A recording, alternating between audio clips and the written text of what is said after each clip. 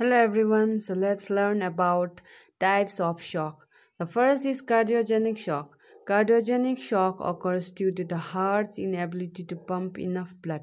Cardiogenic shock तब होता है जब हार्ट जो वीक हो जाते हैं और वीक हो जाने का वजह से हार्ट जो inability to pump enough blood heart में ब्लड इनफ नहीं आता है, तब जाके कार्डियोजेनिक शॉक हो जाए। जैसे कि आपका हार्ट में कुछ प्रॉब्लम्स होता है, जैसे हार्ट में आपका जेनेटिकल कुछ प्रॉब्लम होता है, या तो हार्ट में आपका मायोकार्डियल इन्फ्रैक्शन हो जाता है, तब जाके आपको या तो हार्ट में कुछ ट्रॉमा हो जाता है, तब जाके कार्डियोजेनिक शॉक होने का चांसेस होता है, जिसमें आपको ट्रीटमेंट दिया जाता है IV fluids and oxygen therapy, vasopressor and inotropes. ये सब ट्रीटमेंट आपको कार्डियोजेनिक शॉक में दिया जाता है। और इसका साइंस एंड सिम्टम्स में आपको दिखा जाएगा हाइपोटेंशन, BP गिर जाना, टेकिकार्डिया, हार्ट रेट इंक्रीज हो जाना, रेस्पिरेशन में शैलो दिखना, ओलियूरिया हो जाना, एंड देन आपका कन्फ्यूजन, पेशेंट में कन्फ्यूजन दिखाई देता है, एंड पेशेंट का स्किन जो कूल एंड क्लैमी हो जाता है। And then will see the next is hypovolemic shock. Hypovolemic shock में सीवियर ब्लीडिंग और फ्लूइड लॉस के वजह से हाइपोवॉलेमिक शॉक होता है। जैसे कि आपका कुछ रोड ट्रैफिक एक्सीडेंट में, कुछ ट्रैफिक में जब आपका एक्सेसिव अमाउंट ऑफ ब्लीड हो जाता है due to the trauma, that time you will get the patient will get the hypovolemic shock से सफ़र करता है। जैसे कि आपका बर्न्स में भी patient will get hypovolemic shock because of the severe burns and the severe loss of the fluid.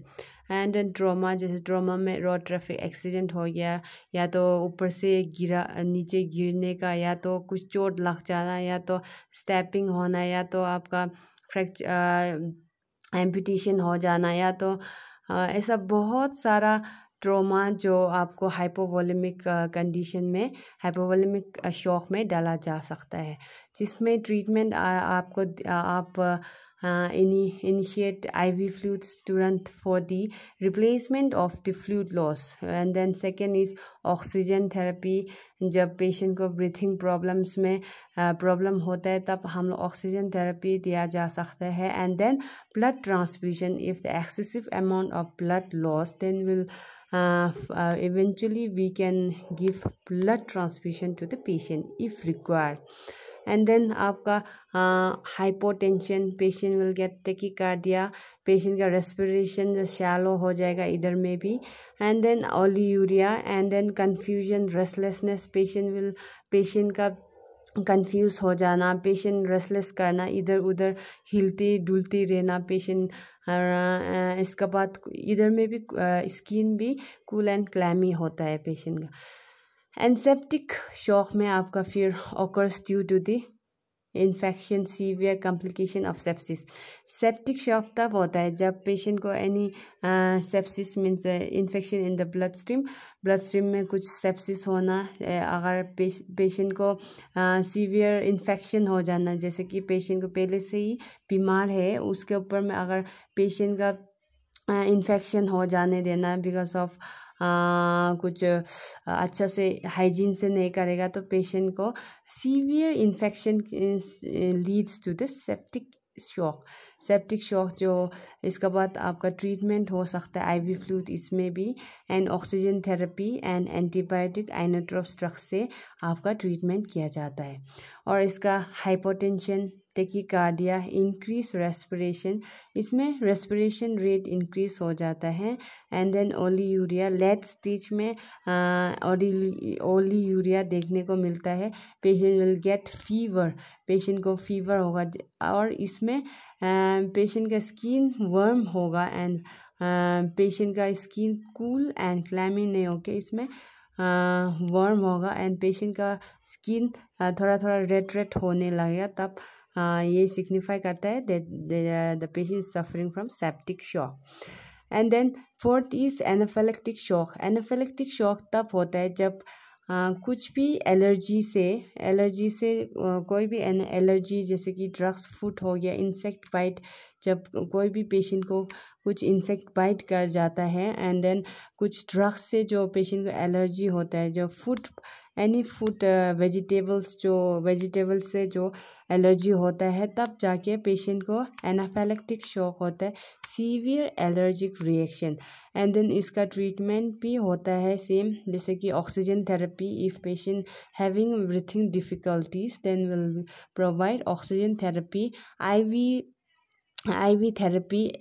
इसमें drugs epinephrine, albuterol and antihistamine, and then hydrocortisone and corticosteroid, ये सब ड्रग्स जो प्रोवाइड किया जाता है ट्रीटमेंट में एनाफिलैक्टिक शॉक में।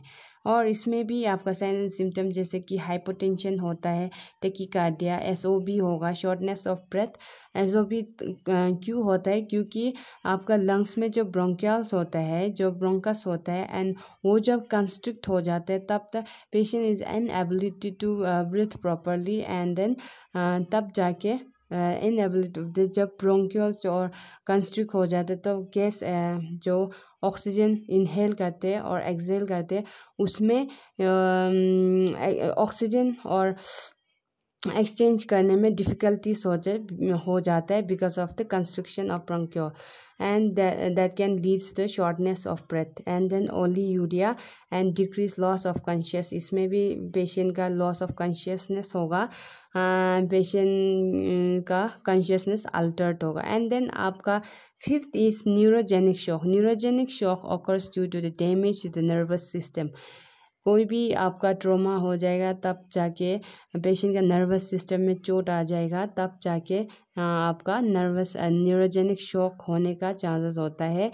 इसमें भी ट्रीटमेंट जैसे कि न्यूरोजेनिक शॉक जैसे कि ट्रॉमा, जैसे कि कुछ भूकंप आया है एंड देन अर्थक्वेक की वजह से ऊपर से पेशेंट को ऊपर से सीमेंट या ब्रिक्स गिर के पेशेंट का स्पाइनल कॉर्ड या नर्वस सिस्टम में कंप्रेशन आया है, तब severe compression can lead to the neurogenic shock. And then treatment is IV fluid therapy, oxygen therapy, inotropes agent, atropine, severe bradycardia. Atropine दिया जाता है ड्रग्स जब पेशेंट को सीवियर ब्रेडिकार्डिया होता है, तब दिया जाता है एट्रोपिन को।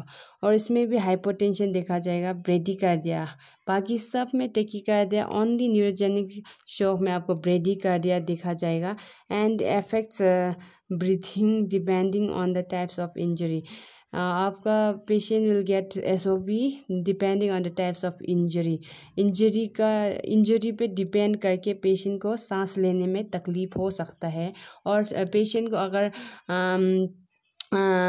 वो सांस लेने में तकलीफ़ नहीं भी हो सकता है इफ़ पेशेंट का वो क्या बोलते हैं टाइप्स ऑफ इंजरी जो आपका जो नर्व्स में जो लगना चाहिए उसमें नहीं लगा, तब patient will there's less chance of getting breathing difficulties।